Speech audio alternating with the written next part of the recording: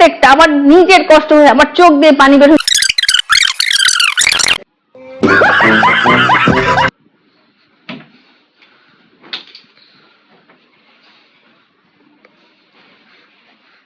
জায়গাটাও কিনে দিয়েছিলাম আমি।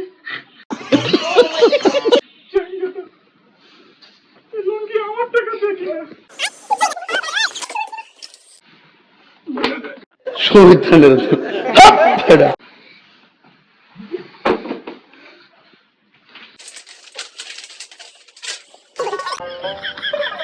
দুই বছর ওয়েট করছিলাম, তাও ও বিয়ে করে ফেললো। ওর জুতাগুলো, আমার দামি দামি ড্রেসগুলো নিয়ে গেছে।